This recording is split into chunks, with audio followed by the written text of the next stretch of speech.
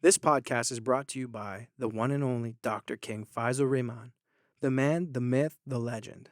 Thank you for all your contributions and commitment to all combat sports in Ontario. Your generosity will never be forgotten, and we will forever be in your debt. Okay, welcome to Studio 88. I'm here with Michael Imperato. Welcome. Thanks for having me. Appreciate you drove to keep the drive in from Toronto. Long Not too drive. bad. Most Not too guys bad. don't make that drive. The reason I wanted to have you here today is because I get the luxury of having you September 28th. Yes. And I'm excited. You're quite active online. Got a pretty good history in the fight game. Where did it all start for you? That's a pretty big question, but like training wise, I'm assuming. So basically, my lifelong coach, always up until a few fights ago, he decided to back away from sports with Sam Zakula. Mm-hmm. So one of my uncle's friends was really good friends with Sam. Is that good? Yep. Perfect. Yeah. So one of my uncle's friends was really good friends with Sam. So he's like, listen, he actually wanted me to start out doing some other art. I don't even know the name of it, but anyways, I'm glad I didn't. But like some Wing Chun thing or whatever. He's like, oh, go meet Sam. He's going to show you some basics, learn some stuff there. When you're good there, then, we'll bring you over here. So I was a young kid hearing all this hype about this stuff. I'm 16, 15, high school. So I'm like, all right, cool. I played hockey my whole life and like other sports, but like, never ever thought of fighting. Never thought like anything violence or whatever.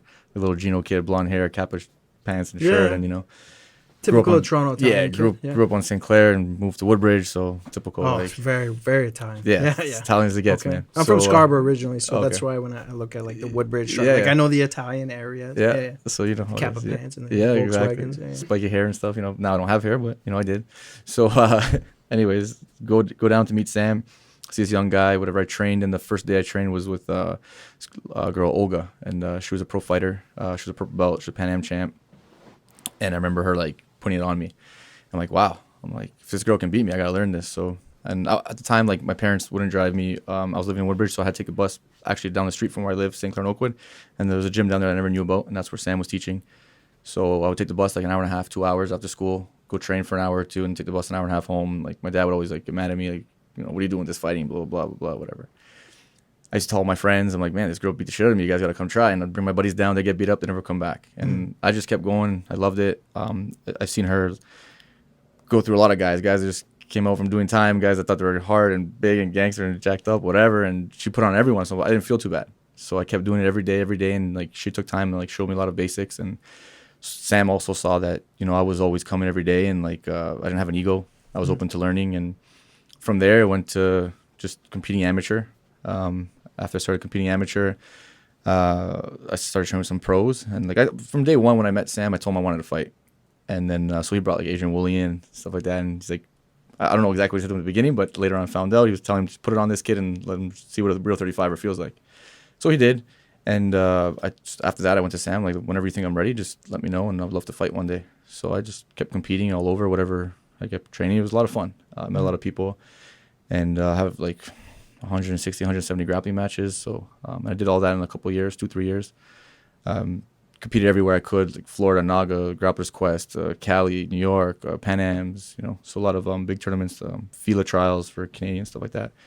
And I never thought I'd be a pro fighter, maybe have a couple fights here and there, whatever. I caught up to a lot of pros and then decided to make my pro debut. And that's how that all started. Your pro debut, who was that against? My pro debut, so... And where was that? I was supposed to fight in Montreal. Forget the guy's name. But he pulled out the weigh-in the day before. Like, he didn't even show up. They sent a letter. I made weight and everything. They sent a letter saying they felt it was set up and that they weren't going to show up or whatever. So that never happened. My dad's truck got stolen, was out there. A bunch of things happened. I had a whole bunch of fans. So whatever, that got scratched. And then my first fight was against Jeff Black for W1 in Halifax. So I showed up to that fight. He missed weight, so I ended up missing weight. I made weight, and then he missed it, so I just started eating chocolate bars and chocolate milk in front of him. I got back right to where he was, and we weighed in together. So that fight was first round, just put him down, stand on top, armbarred him like 436 first round, something like that. So it was a lot of fun. After that, I just fell in love with the sport, and it was a different ride from there. Yeah. Now, the first time I ever heard of you was on that fight Xchange. What was the guy's name that put that on again?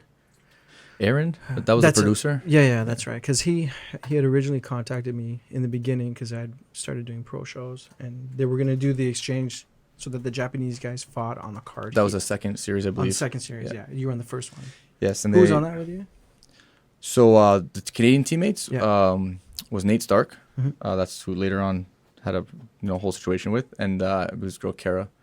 So those are the two Canadians. So that's a whole interesting story in itself, which is very long and like a lot of people don't know. Mm-hmm. So those details go like real deep, and a lot of scenarios that like whatever you see on TV is like there's only one version. There's a million other ones, and they can make it to seem or believe whatever they want the viewers to see with all the camera footage. Yeah, 100%. Yeah, I like to talk because I kind of think in my opinion, I think you kind of got a bum rap on it. Yeah, so people don't know like the real details, right? I like to hear give us the real details. Yeah. So like I grew up in a very multicultural city and town, and I taught kids for years, and like I've always been open to everybody. I don't care if you're pink, black, blue, purple, orange, yellow. I don't give a shit. I treat everyone with respect. If you treat me well, I treat you well. If you treat me like a piece of shit, I'm treat you like a piece of shit. So people that know me know that. People that don't know me don't know that. But I've had Tony Wallace as a boxing coach. I had Darson Hemmings as a training partner for years. I brought him into the team. I used to pick him up every day, drop him off. So train with Claude Patrick. You want to bring multicultural people and say like I avoid them or I'm racist or whatever they want to, I just grew up with a lot of different cultures where we threw a lot of chirps back and forth, playing hockey and stuff. You're always just talking about whatever and whoever. People want to call me a wop, pasta, meatballs. I don't care. We're good with that. Like I don't see racism like other people do because I never grew up in that era. And whether I'm ignorant or not, but I never knew much about it. Not that I don't care about it. I didn't know about it. So all these little racial remarks that we make are just to each other, and it's just that's what it is. Like, you look at Nick Diaz and how they say it, what they say, it is what it is, right? So later on in the episode, obviously those words came out and people held that against me. But in the heat of the moment, I was just trying to get into an argument with this guy, or he started the argument, and I was just trying to like do whatever to get him to fight me now. Because like he was trying to talk shit and then he got in his face and whatever. So I'll get to all that. But so Aaron got a hold of me. I guess someone pulled out as a last minute replacement. So I joined the Fight Exchange. My coach was like, yo, don't do it. There's no point. But a year prior, I went with Wagner Fabiano to Brazil, and I trained at Upper Gym, which is the gym that they filmed the show out there. And I was roommates with Heron Brown, Joseph Formiga, friends with me, Barbaroso. So I lived there. I trained. I was just grappling. That was just before the FILA Worlds Trials. So I met a bunch of those guys. I had a great time. So now I see this reality show. You're not making much money or doing anything, whatever. But I have an opportunity to get a free flight to Brazil to go train with the same guys that I know already. I'm young, in Brazil, absolutely. In Brazil, yeah. Good great, but I already know the people, right? So now it's just like a free trip. The flight was like $1,200, and then accommodations. Now you're like in a penthouse suite on the beach, and people picking you up, dropping you off, cameras. Like as a kid, you're like, cool, this is gonna be fun. So I met Nate, I met Kara, at the gym with the coach. Got along with them. Nate was a good striker. His ground and wrestling wasn't great at all. He was a heavier. One weight class up than him. He was a 45er, I was 35er. He's been training longer than I have, but he hasn't fought pro. I was the only one with pro experience from the Canadian team. Got along great. I remember like doing all the filming, and they're like, okay, they come videotape training where we're sparring on the feet and stuff. I'd put them down, both of them, and when I put them down, I'd be like, oh, underhook, get up. I'll whisper in their ear to let them up, to make them look good on TV too. I don't want to just come put you down, beat you up, and show off, right? So people don't see those things. Then we get to Brazil. Again, like at the time I was single, I was young. I'm talking about like girls on the beach and whatever, Brazilian bikinis, dongs, whatever, right? So now I'm getting called sexist because I'm saying these kind of, but I'm a 21 kid and you see this stuff all over TV and you see these kind of, you're just going with the hype, you know what I mean? So it bugs me sometimes that people are quick to judge. Yeah, so people do it all the time. It irritates me because it's like sometimes done out of jealousy. A lot of times it's done people hate on other guys because they have better opportunities than them. Yeah, I mean, it could be a bunch of things. Everybody's guilty of doing something. For sure. Saying the wrong thing at the wrong time. And nobody's perfect. Nobody's perfect. Nobody. You know what I mean? So I think you kind of got a bum rap on it, in my opinion, Yeah, everyone has their own opinion to it, and I mean, it is what it is. I mean, in the long run, it's life experience. I remember you were very apologetic about it because I don't think so that's another part too, right? So I didn't apologize right away because I wasn't sure what was coming out or what wasn't. And then I apologized when I offended people. So everything I didn't apologize to the guy that I said it to. I apologize in general to whoever was offended by it, because I don't apologize because they were treating me like shit too. So when everything that came out, I don't regret saying anything I said to you. Whether you feel it's racist or not, I didn't mean it in that way. I just meant it just more to piss you off. To piss you off. Let's scrap. Let's throw down. We're both pro fighters. I'm not bullying you. I'm not picking on you. You're talking shit about me. So let's do this. And then now you're backing up. So I'm just saying anything just to get you to step forward. So I don't regret saying. Obviously in the whole side of things, the UFC signs me, take away my contract, blah, blah, whatever. These things are all bummer and bullshit at the time. If I knew maybe I would have things differently, maybe not. In the heat of the moment, I know I kind of just lost it. Mm. But again, there's like a build up to it, right? So Yeah. How'd we're how'd that affect your fight career when that happened to you? Like, so my career was already. I was 7-1. The only fight I lost was supposed to be at 140. I was coming down to fight Andrew Shea in Hamilton. Yep. So it was a 35-pound fight, and then I was coming down, and a week or 2 weeks before, they messaged me to fight Mike Mallet out in I believe it was Halifax. So I'm like, all right, well, I'm already on the way down. I'll meet you at 140, whatever. I gotta get there anyways. So we did that. When I got out there, the weight started changing. Oh, do you mind doing it at 142? I'm like, all right. Oh, do you mind doing it at 145? I'm like, fine. And then all of a sudden, there's a 3-pound weight allowance, 148. I go sign my contract's already signed for me. At the weigh-in, like, he's all smirking and cocky, and then taps me on my shoulders like, good luck, bud. So, like, that was another controversy that was online, too. So, kind of grabbed his head and made, like, some gesture in a bar where there's no kids around, and people bring it up, and they're like, oh, he's acting like an idiot when there's kids around. I'm like, you're at a bar. There's no kids there. So, whoever's making up the fake stuff is, again, just everyone trying to make, like, sabotage my career or defamation of character, whatever you want to call it, right? But definitely isn't what happened. I'm a straightforward guy. You ask me, I'll tell you. Like, there's no bullshit. Whatever happened that day, I'm going to tell you exactly word for word, detail for detail. It is what it is. So anyways, we get to the fight. I watched some video on him, and I knew, like, he goes for a lot of arm bars, and that's how he won his other fight.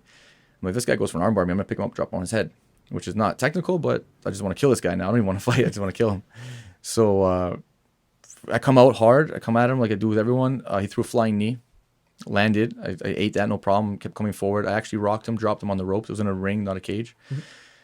I believe we had a scramble before that. Got back up. Then I rocked him, dropped him on the cage. Instead of hitting him, because I wasn't an experienced striker, I put him down. Wasn't his close guard. He went for an armbar. So I did exactly what I thought I was going to do. I picked him up, dropped him on his head.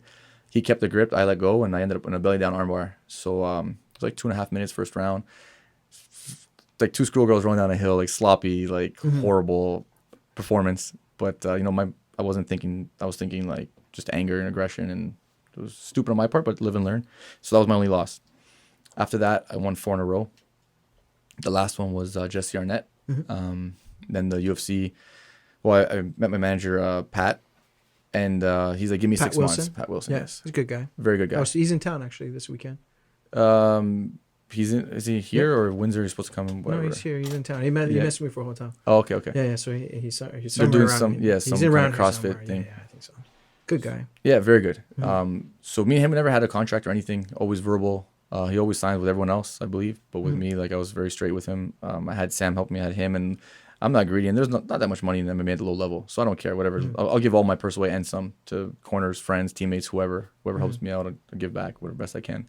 So with Pat, that was our agreement. Whatever it is, I'll pay you %, pay you this. Like, I don't care. I don't have to sign nothing with you. I'm a man of my word. He told me to give him 6 months.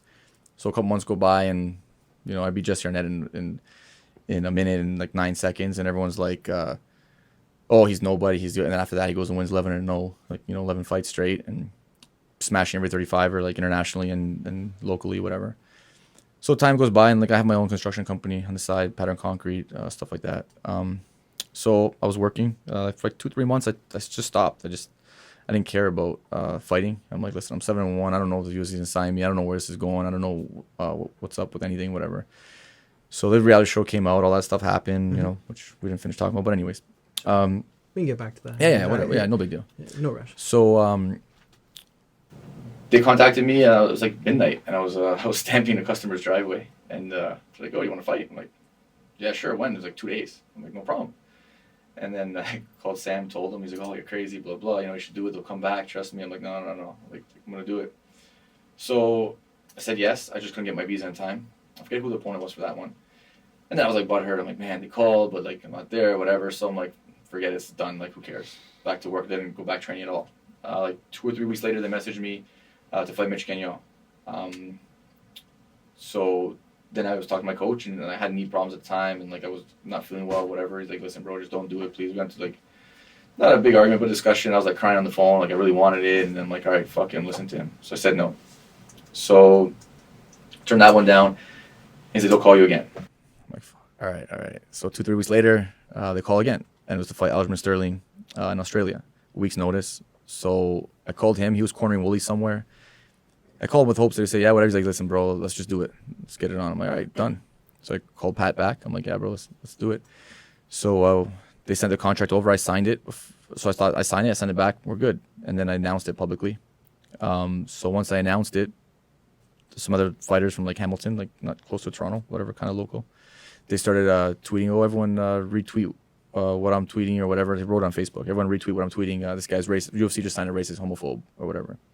So everyone started going within like 24 hours. Sean Shelby got a hold of my manager and contacted me like, look, we're gonna have to rescind the contract for now. So I guess when you sign it, send it to them, maybe they got to sign it, send it back. I'm not sure, but I thought once I signed it, it's a done deal. Like, you know, these are actions that were done 4 or 5 years prior to signing with you guys. You like guaranteed you guys knew about this. You saw it online. Type my name, it's the first thing that pops up. So, you know, when that happened, I was kind of butthurt, but at the same time too, I'm like, when I signed that contract, it was like surreal. You know, it was like my wife was there and we were just dating at the time, and I remember printing. I'm like, I talked to some of my buddies that like worked at the UFC at the time, and they're like, oh, congratulations. Like they all waited until I got the contract. They knew I was gonna get the fight or whatever, but I wasn't sure. I was on the rocks for a couple of days when they offered it, and then when I said yes, then they got back to me, sent the contract, whatever. So it just didn't seem real at the time, you know. So it was like something's gonna go wrong, and obviously this came up. I didn't think it was gonna go wrong that way, but you know that's what happened. So, I mean, there's a lot of emotions, man. Like I spent a lot of my life training and dedicating it to a sport that I just had a lot of fun doing. There wasn't any politics for me anyways. For other people, there wasn't. And now I see there's a lot. But at the time, I was just a young kid. I was just having fun. I was traveling, training, fighting. I met a lot of people, doctors, lawyers, cops, like all kinds of people that helped me out till today.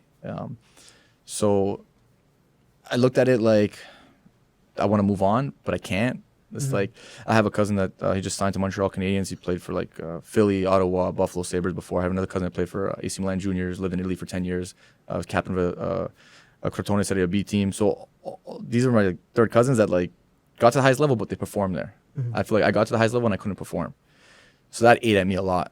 I'm like, man, like, yeah, I have so many ways. Like I did electrical, I did plumbing, I did worked at Landlord and Jaguar. I know a little bit of a lot of things where I could have continued in any of those careers with a lot of my friends where they worked or relatives or whatever and did apprenticeships, and I could have moved forward with it. But it's just, I don't know, just a working guy. You know, I spent all these years like training, traveling, thinking I'm not thinking you're somebody, but it's a different lifestyle, very different. And I had a lot of fun doing it, you know, like the build up, like for the whole year, you're like a nobody. When you have a fight coming up for a couple months, everything's revolved around you, the training, the people, the hype, like, it's just something that like you can't really describe, you know, and like you put the work in, you're dieting, like there's a lot going on. And for that month or two, it makes you feel like incredible, like really good, like different from everybody else. Like there's just a lot of feelings that, I mean, I don't know exactly how to describe it. Like I don't think words can describe it.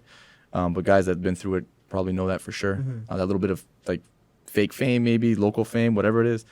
But it's just hard to let go of. And on top of that, I love to perform, you know, so I love to go out, put on exciting fights and have the crowd go crazy. And most of my fights were fight of the night.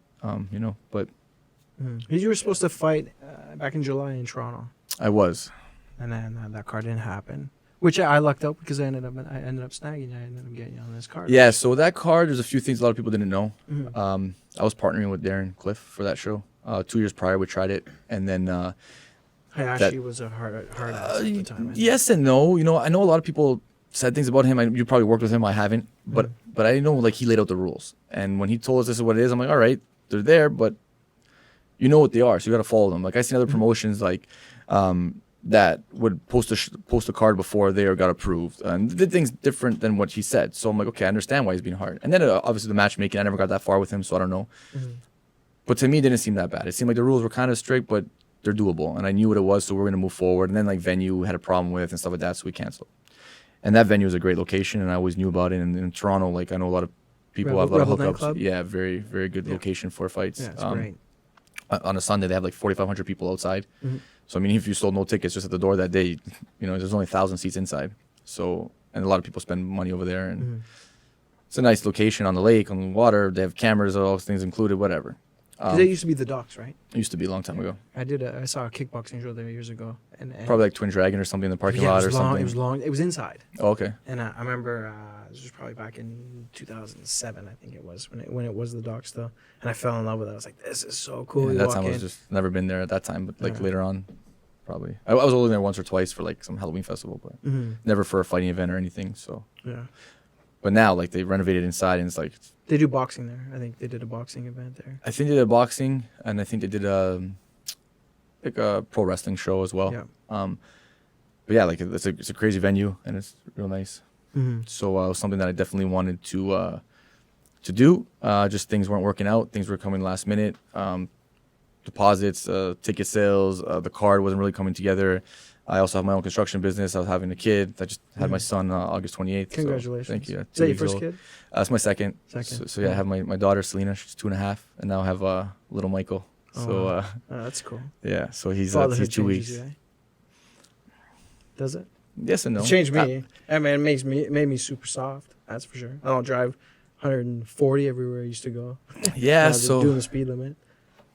Yeah, like I don't know, man. It's tough. Like I don't even feel like I'm a father right now. It's crazy. My daughter's 2.5. I'm like, man, where'd time go? I just turned 30 the other day. I'm like, man, it's like just time's flashing before my eyes, and like I don't know. Like I just deal with everything. I never have to like get ready for anything. I just when it comes, I'll be ready, you know. And I did that with same with kids. Like I'm changing diapers, I'm taking them out. You know, I go to the gym. I got the whole family now. You know, just be me, and my girl, and then or just me, then me, and my girl, then me, and my girl, and my daughter, and now it's big stroller. You know, everything. Your face lights up when you talk about kids. It's amazing. Yeah, my daughter's unbelievable. I've always liked kids. I wanted kids when I was young, and unfortunately, never happened. Well, I'm still young, but you know, I would have had kids when I was 20 if I found the right girl. My wife's 2 years older than me, and I don't think anyone can find a better wife. I got so lucky. I don't know how lucky I got, but anyways, I did. So whatever. Yeah. It's like winning the lottery, right? But yeah, she takes care of my kids. She supports everything I do. She's like, man, I go to work all day, come home, shower, eat quick, go to the gym, bring them or don't bring them. Some days I do, some days I don't. And she's always there. Like she goes through a lot. Like I see when I'm home for like half hours, there's a lot going on. So weekends I'll try and take off and spend with her and stuff. But she does a lot for me that supports me in whatever I want, whatever decision. If I got to travel, like before I was supposed to fight Noah Ali, she was 9 months pregnant, 9.5, and I went away for 3 weeks, and I came back a week later. She gave birth, but most people would never leave, or you know. And she's like, no, don't worry, I'm good. Go. And we talked every day on the phone. And it's the women at home that are the real champs, right? Yeah, she's she's MVP together. for sure. Yeah. But my daughter, like when I fought in TKO, she was 3 months. She was ringside. They're both going to be at this event. My son will be a month this time. Put some headphones on, and it's awesome. You know, it's like it's the next step in life. You know, so I've done a lot of things, and I just want to continue carry my name on and let you know, teach them whatever best ability I can. I feel like I have a lot of life experiences that a lot of people don't, where I can benefit them. So. This podcast is brought to you by Eurosun Tanning Salon. You suffer from eczema or psoriasis? You have acne or sore muscles? Head on in today and visit the tanning beds. They got regular and mega stand-up beds. Get that beautifully tan look that you're looking for. They also offer natural Mystic Spray Tan. You can also purchase premium products such as Australian Gold, California Tan, Designer Skin, and Swedish Beauty. There's many different packages to choose from, 6-session package or a 30-day pass, even single sessions. Sign up today in your membership and get $70 worth of product. They're located across from Masonville Mall in the Wendy's Plaza at 60 North Centre Road, London, Ontario. Visit Eurosun Tanning today. Everyone sees things differently. You know, it's like, you know that I'm not that person. You just want to hold it over my head just because I'm not sure your butt hurt. I'm not with you. You know, so anyways, it is what it is. And there's a whole bunch of bullshit everywhere, right? Yeah. Those are the politics that don't make it fun. Of the game. Yeah, so on top of the UFC thing, on top of all this shit, it's not fun no more. You know, and at the beginning, I was upset for what these guys did and brought up about me. But in hindsight, everything happens for a reason. And if I got signed to the UFC, I don't think I would have met my wife, or we would have been the same relationship we had, or the same capabilities. I wouldn't have my family today. I have a house. I have everything all on my own. You know, there's other fighters. I know a lot of them don't have nowhere close to what I have. So I have my own company. I work. I make money. They all want to call me spoiled rich kid. My parents, like my mom was a waitress her whole life. My dad worked at a construction company loading cement trucks and did concrete work on the side and taught me. My parents are hardworking people, just middle. They're not broke. They're not rich. And they sacrifice so much. My dad used to work all kinds of overtime hours just to help me out. My brother, my mom used to get like a $100 tip on Christmas and come home and split it with me and my brother. And so now I tip everybody no matter what, because I know that I got it as a kid. And maybe they have kids and they're gonna give it to them, you know. So those are the kind of people that I was around, and people go, "Oh, spoiled rich kid, and his parents pay this and that." I'm like, they have no idea, you know. So I'm also hardworking, and when I was working at 14 years old doing concrete and making money to support this career, and you know, I was paying into it. Like I'm a pro fighter, but I'm paying into the sport. You know, like it's better to fight amateur. Then at least I get something. I don't gotta pay nothing, you know. But yeah. So there's a lot of things that like that sucked, but in hindsight, it was good. Why I want to fight? I'm coming off 3 losses. And one was to Julio Arce. So after the whole UFC thing, I we left Extreme Couture. Me and Sam were training this place called Battle Arts, and like I didn't really have any training partners. A few weeks notice, and so I'm like, okay, if I beat this guy, maybe I can go to the UFC and whatever. So I took the fight, and I did okay. Like I came out, I put him down, I landed on him in the beginning. I didn't have a camp. I didn't have no training. I wasn't to par. You know, this guy's a phenomenal athlete. He was like Golden Glove boxing champ, New York City, world kickboxing champ. 11-0 as an amateur, 7-0 as a pro. Jimmy Rivera's training partner. I think he was a brown belt jiu-jitsu at the time. I don't have those resumes as a striker. You know, I'm a ground guy. So sure, I've done boxing, kickboxing, wrestling, and you know, I train a little bit at Brock. But most of the time, I just pick people's brains that I train with, like Wooly, Pearson, Wagney. These are guys that were older than me that I looked up to, that were fighters, and I just picked up off them. And on top of that, my coach Sam, like not no more, but he was also the best man at my wedding. But anyway, we're still boys, we still talk all the time. But he would always send me clips of like different versions of different fighters. I would never watch fights. I hate watching fights. So boring. You know, I just want to fight. Every time if I see you fight, I want to jump in there. You know, I want to fight. So he would just send me clips of like what I should work on and just foster the kind of style that I have coming forward. You know, throwing, blah blah, whatever. So that's kind of where I picked up a lot, and then I put it to work in the gym. So over the years, I've worked with RG for very very little, like a few times, a handful of times. Tony Wallace was a long time boxing with. Recently, Paulo Kekovic, he's a K1 guy. He's out at Extreme Couture. I work with him. Matt Embry a little bit, very little here and there. But, you know, these are guys that like, that's all I need, you know, and I get some information and I just work on it. And so I don't really do much. I was always competing and grappling, and the wrestling is different. I have very good MMA wrestling. Normal wrestling is hard for wrestlers to pull me down and stuff too. And I put it on a lot of people. It's funny because he was brought up the name, so I'll bring it up too. But Josh Hill. So that guy, he wanted to fight me when he was 5-0 and I was 0-0. I was making my debut for W1. And Sam told the promoter, let's give Mike 1 or 2 fights, and then we'll take that fight 100%. Just let him fight first. So we never bumped paths. And over the years, like, he has a great padded record. You know, everyone thinks he's unbelievable, #1 in Canada. I think he got lucky fighting Jesse Arnett and knocked him out because Jesse's a phenomenal wrestler, and he should have wrestled or beat him up like he beat everyone else. Like, he came out thinking he's a striker like Conor McGregor, which he's not. And that's where Josh capitalized him. But if Jesse put him down and put the pressure, I don't think Josh could hang. But I wanted to fight Josh for years, and they tell me I'm like a nobody. It's like, you went to the Ultimate Fighter, you got put on big shows, you never made the UFC. So who are you? The UFC called me 3 times where they haven't ever reached out to him. So that's one guy I would love to fight, just to prove, like, you know, anyway. So by chance, one day, like, I don't know how many years ago, my buddy Mike Krokula used to fight. He's not in the scene no more. He fought for you. Yeah, you know he Mike, fought Jesse Gross. Yep. What a great fight. I wasn't there that day. I wish I could have been asked somewhere else, but I saw it later. It was Where's a he good fight. now? He's completely disappeared. MIA. Yeah. Yeah. Like I heard some pretty wild stories. Yeah. There's Like what? Like wild stories. Yeah. I mean, What have you heard? I don't know much, man. Like, I just know like what I hear, but I never heard it from his mouth. So I don't like to just, because he just disappeared.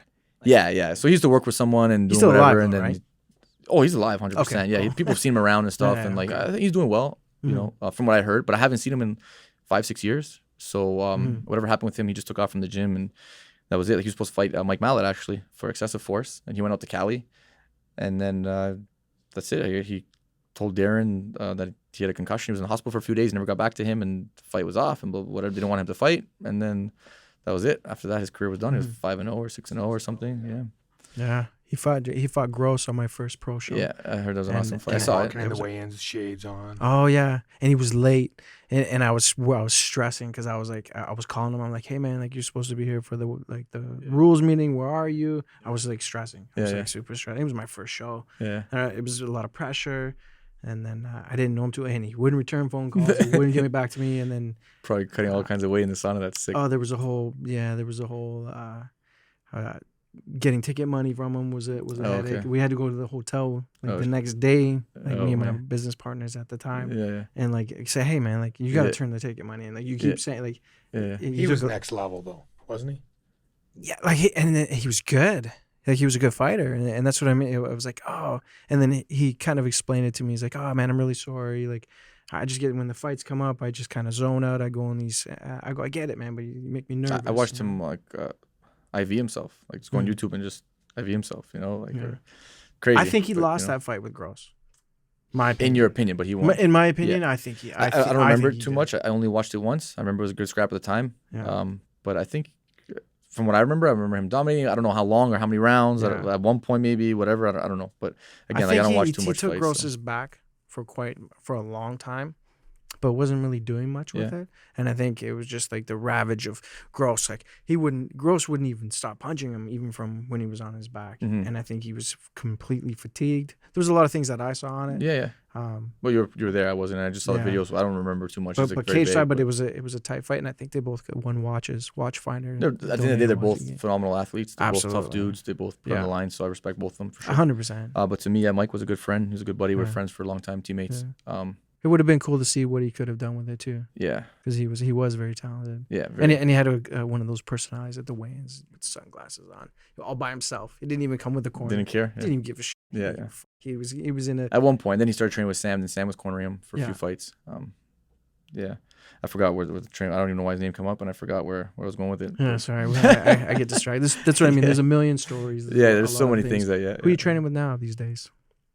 Who's the main training partner now? So after the Noah Ali fight, Yep. I went on a training camp for 3 weeks out in Vegas. First time I ever left the city to go train. Was with Sam.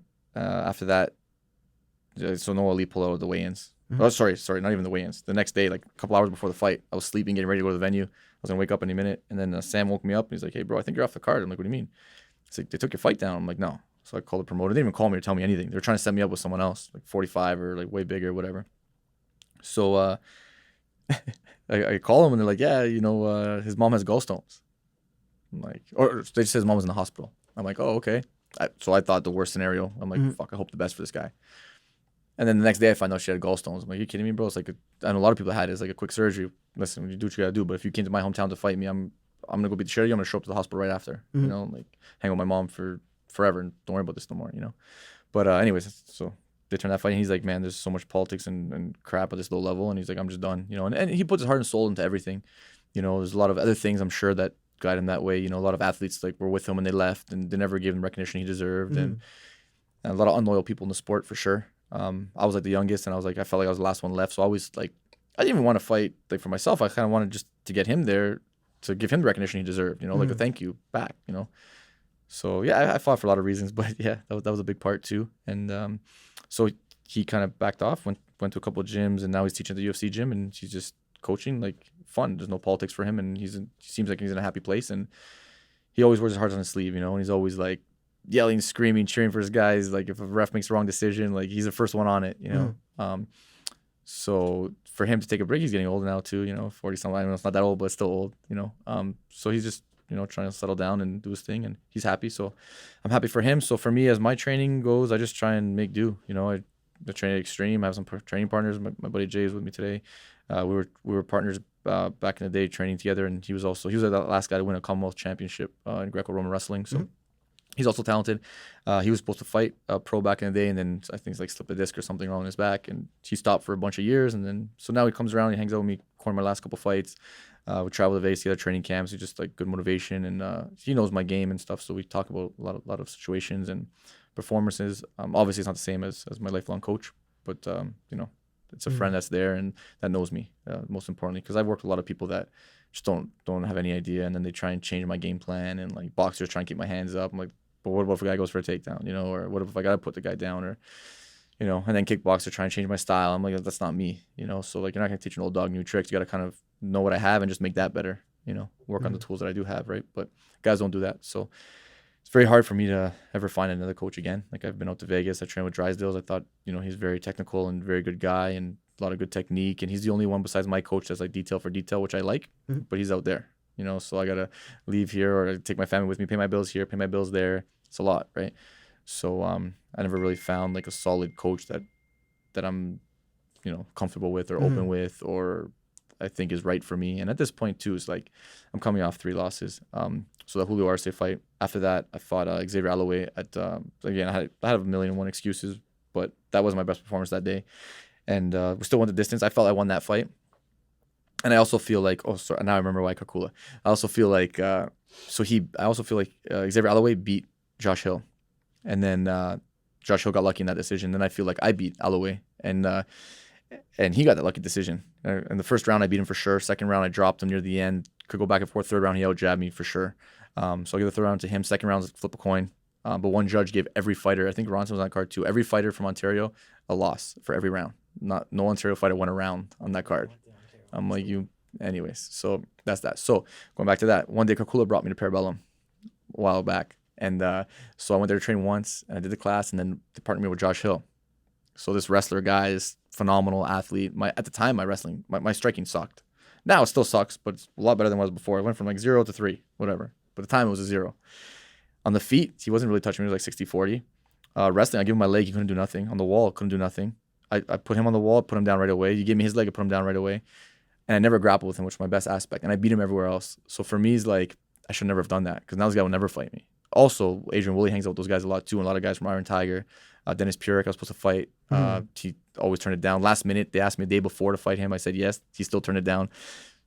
Adrian Woolley's a nice guy, honest, but he has a lot of friends in the community. He goes to a lot of places he trains at. So for him, I know if they ask him about me, like, he only has good things to say about me, and like, he knows I'm talented. So he probably says, yeah, probably a bad idea, and they probably turn it down. But Josh goes around thinking like he's number one. Like, you can't look at what's on paper. Like, he has so many fights, like Agostino, whatever, some 0-8 guy or whatever. Like, you have so many good fights that, like, man, you can't even say your record is that what you think it is, And again, he never got called to the UFC or anything.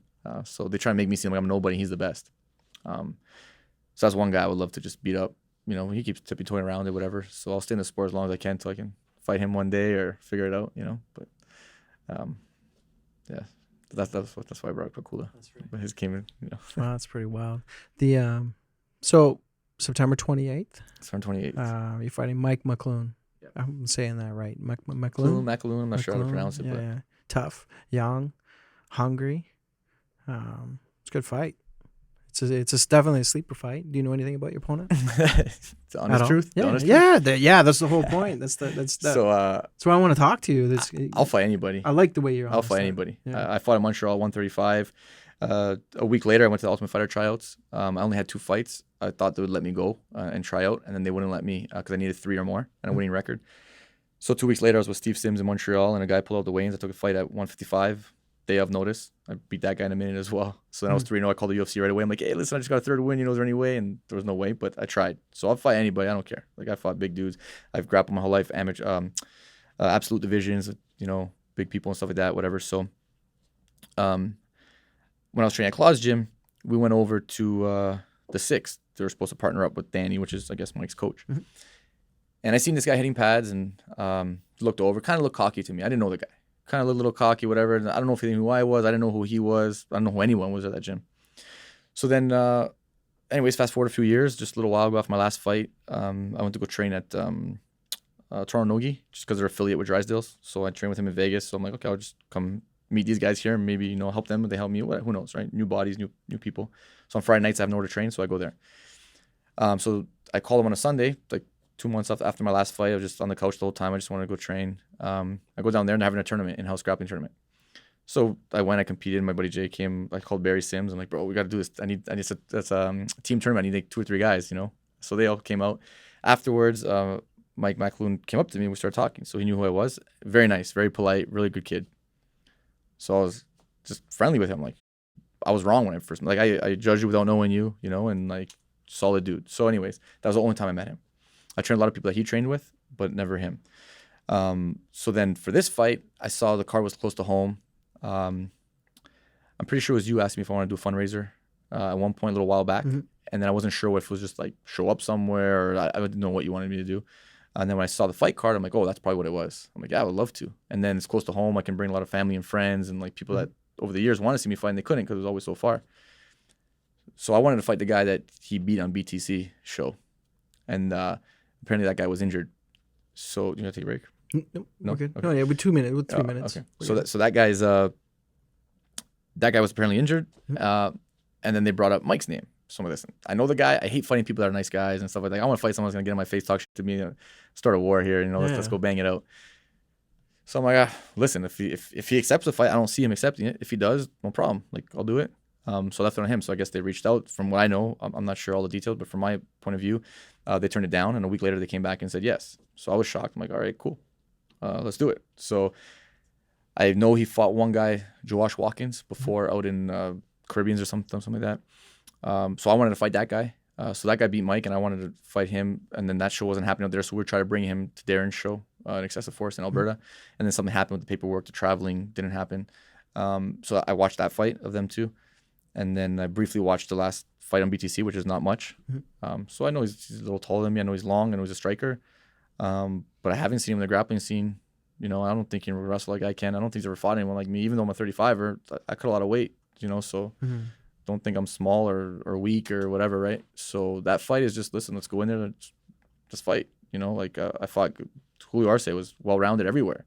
He should have knocked me the hell out in that fight, right? Like, he jabbed me a bunch, but I rocked him 3 times. I never got rocked once. You know, like, he hit me 10 times. I come forward, hit him. I hit him once, and he'd circle the whole cage, come back. That's an experienced striker, right?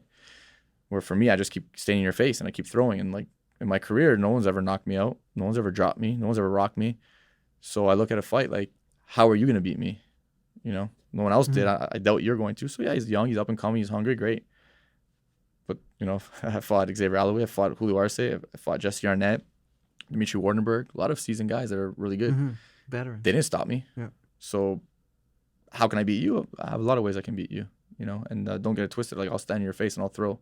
You know, I've done it before, you know, and I have mad heart. There's no quitting me. My last fight, I got stopped by dumbass elbow, and that was a whole other thing, you know, where the ref thought it was my orbital bone. The doctor said it was blood.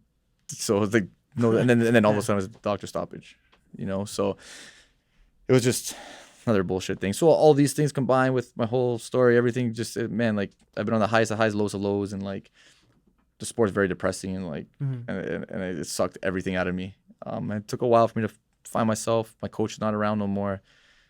A lot of things going on, you know, but now, like, having my family, having training, having my work, having everything. I used to be like looking for money, trying to travel. I used to try and take care of everyone I was with, hotel rooms, friends. I'm good right now. My head's good. You know, I've been back in the gym. I feel good. I feel great. I feel like I used to, you know, so I feel pretty dangerous right now, and I'm excited to fight for sure. I'd like to take this opportunity to thank my sponsor, Rycore Countertops. They deal in custom countertops in quartz, Corian, Meganite, laminate, and butcher block. They also have custom kitchen cabinetry, closets, laundry rooms, and millwork. They're family owned and operated for 18 years, knowledgeable and highly experienced staff, and friendly customer service. Head on over to 1069 Clark Road. Check out their showroom today. Okay. Any other interesting fights that you want to talk about? Because I don't want to just leave everything out. I just kind of want to. Now that I have you here, because you drove 2 hours, is there any other interesting fights that you're interested in watching on this fight card? Yeah, what's next for you? So what you guys are getting to, it's basically the Laramie brothers, 2 little Come a little midgets. closer to this. But those guys, basically at TKO, I was with my daughter, my wife, and a couple of my buddies. And listen, those guys were on that episode after I was. They were up and coming, good for them, whatever. I guess I got offered the fight against TJ at like 140. I don't know about everyone else, but there's weight classes. There's 125, there's 135, there's 145, there's 155. Pick one. You know, you're stumbling in the middle. You're not sure if you can make weight. A real pro is going to do a weight cut, a test. If you can make 35, you're going to fight 35. You can't, you're going to fight 45. You're not no UFC, you're not no Conor McGregor, Nate Diaz trying to make a catch weight here, right? So you're a 45er. Your brother's a 25er. I'm a 35er. So I made a post on family. Listen, bro, ease up on the sauce, and you'll make 35. You know, you're just a jacked up young kid with a big mouth. Like, I don't think you're talented. I mean, a lot of people have the hype behind him, but I'll smash him. I promise you guys that. With a good training camp, like he trains. I go to work every day. I don't train much, and I never had a training camp for any of my fights. I had a little bit. If I did, or when I do, or if I want to, if I choose, whatever way it goes, I can't wait to choke that kid out. But anyways, TKO, going up in the elevator. We both just made weight. Someone said, I don't know what they said. I forget the comment, but it came from one of those two. I turned around, I'm like, what's up? What'd you guys say? Not one of them said anything. They both looked at each other like confused, like, what am I talking about? I'm like, at that moment, you guys can fight in the ring. You guys can do your little sparring, whatever. You guys aren't down. There's real fighters and there's fighters. There's like, you know, sparring kind of like whatever. That's what they are. But anyways, so then I got offered the fight at 140. I'm like, no problem. I'm like, I'll fight his brother at 130 and I'll fight him at 140. So the same way you want me to come halfway up, your brother can come halfway up. I can't make 25, but I'll make 130, right? So it's a fair thing there. I can do it the same night, do it one after the other, do it in the parking lot, don't even make weight. That's just all show up and fight. You know what I mean? It is what it is. They obviously don't want that. So then my last fight, I was on the plane to Alberta, and the other guy, I think you're trying to get a fight on your show, but can't, from London, from Hominick's Gym, 170, I think. I forget his name. He was on a plane with Tom me. Theocaris. Yeah, yeah, So the first time I met him, he recognized me on the plane, and he goes. So we start talking. Tomic's been friends for years and stuff, and Hordecki and all those guys been tight. So right away I was like cool with Tom, and he knew a lot about me and spoke was just good friends right away instantly on the plane. His corner was TJ. So I'm like, cool. So indirectly we got beef. You want to fight me, whatever. And then I'm like, so we landed in Edmonton. We drove the other way, and then I'm like, man, we're trying to get a rental car and we can't get one. He's like, oh, don't worry, bro. If you guys can't get one, come with us. TJ just has a headphone on in the corner. It was me, my buddy Kyle Boom Reyes, who fights for ACA right now from Vegas, Jay Wyszynski, and then so Tom's just in whatever. Yeah, come with us. In my head, I'm like, bro, that's gonna be the fun. I'm like, yo, me and TJ, like, I'm not sure what it is, but there's something there. He's just laughing. And then anyway, we got our own rental, so we didn't need him. But the whole time, TJ never said a word. The way back, he's just there, quiet like a mute. I'm like, man, if I have a problem with you and I see you face to face, we're gonna talk about that problem. Yeah, but could it be a misunderstanding? Could be, but listen, we're not the same weight, but we're in the same range, and that fight might line up to happen. So listen, we can both meet the UFC and fight there, or we can do it on a small show for no money. But at this point, I don't care. Like, you want to talk shit, when you see me, we're gonna talk shit. If you want to step up, step up. If you don't. You know what I mean? But or if you don't say anything, I'm not gonna be a bully. I'm not gonna come at you and attack you. You know what I mean? Like, if you want to just walk by and don't say nothing, put your tail between your legs, I just know what kind of person you are. I'm not gonna pick on you. So I already know when I see him, I'm not gonna pick on him because that's what he's gonna do. He's gonna put his tail between his legs and he's gonna walk by. You know. So that's I'm not watching the fight, but I'm happy that happened on Facebook because I have nothing against Mike McAloon, or I have, like, he's a great guy from everywhere I hear and everything. I have like zero fire towards him, and I was worried about that.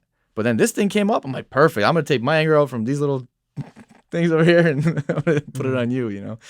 So that's gonna be my drive. So I'm just having fun with it, bro. Like, go on social media. Listen, it's entertainment. People want to see the fun. So without that, people don't bring it up. You know what I mean? Like, whether you guys think it may be a possible fight in the future, you know where I stand. 145, no way. You want to do it at 140 and his brother and fight me at 130? Let's do it. Let's make a three-way here, whatever. You can be months apart. I don't care. I don't care if I fight TJ first and his brother later, whatever. But if I'm fighting you, then I'm gonna fight you too. And then we'll do it equally, so it's fair to everyone, So mental note, extra security backstage. No. Listen, Paid bro. police. It's a charity event. No. I'm not here to do anything, right? But I'm saying, like, as a fighter, you see each other backstage, you see each other weighing, you see each other wherever, right? If you have a problem, you can address it. If you don't, whatever. Like, even same thing after the whole UFC controversy. They wanted me to fight some guy from Parabellum, and I'm like, so you just cost me a UFC contract, and you want to fight me for $500? Like, bro, I'll just meet you in the parking lot. Forget about the show. Forget about sanctions. Let's just go. You know what I mean? Like, what's wrong with you? And so the promotions kept asking me, listen, you guys better hire all kinds of security because, number one, I got to control myself. Number two, you got to control all my friends and people that are also upset with you, which when they get hot-headed, things just go down. Like, it's a real piece of shit scumbag move that they did at the time. So not that we're saying, oh, we're going to show up and we're going to beat you up on the street like think we're gangsters. No. But if we have a problem, we're going to confront you. And then who knows, two athletes, two professional fighters, sometimes things happen, right? Yeah. So not that you're planning on it, but I'm not going to, like, not think about it. I'm going to prepare my brain. So if it does happen, I'm prepared. Not like, and if nothing happens, great. It's awesome, But if you want to step up, I don't care anywhere. Let's do it. Yeah. I'm hoping because of the event being a charity event, obviously. My word, I would never, I wouldn't say anything. That's always like a big concern to me. Yeah, I wouldn't say anything. Keeping the guys safe backstage. 100%. 100%. Yeah. Right? No, I wouldn't say I have nothing. a ton of respect for both of you guys. So yeah. The end result, I want to, have a for sure. But yeah, so the way it is just like that. Like I said, like TKO, I heard somebody turn around. I said, you guys say something. No one said nothing. Cool. We both went in the same elevator together. No big deal, right? So that's just the way it goes. But if two guys are going to confront each other, then it's a different story, But they're not like that, so there's no reason for me to be a bully, like I said. So I'm not worried. I don't think I'm going there to fight, and I'm just going to use that for my fuel for that fight. And in the future, it is what it is. If Chubby wants to make 135, we can do it. If not, then we can do it at 140. And I can fight his little skinny brother who maybe needs a couple like biscuits or something, some bagels and some chocolate donuts at Tim Hortons to make 135, whatever. And then we'll figure it out, Okay. But where can people find you? Let's wrap this up. My profile on Instagram is blocked. But Michael Imperato, if I like you, if I scope you out and everything's good, I'll add you. I have a lot of family stuff on there. Yeah. So it used to be all professional athlete stuff, and then the sport. My career's up in the air. I used to have a career. I don't look at it like a career no more. I do it for fun. I enjoy fighting. I always did it because it's fun. No one ever forced me or whatever. So, some people I'll accept, some people I won't. And Facebook, Michael Imperato. Beautiful. Well, Michael, we'll see Mike Imperato versus Mike McClune September 28th. get your tickets. Yeah, yeah. there's Don't only miss two out. left, right? Some fireworks. Thank you for Exciting. coming, man. Thanks I so much, bro. appreciate it. Appreciate it. Thank you.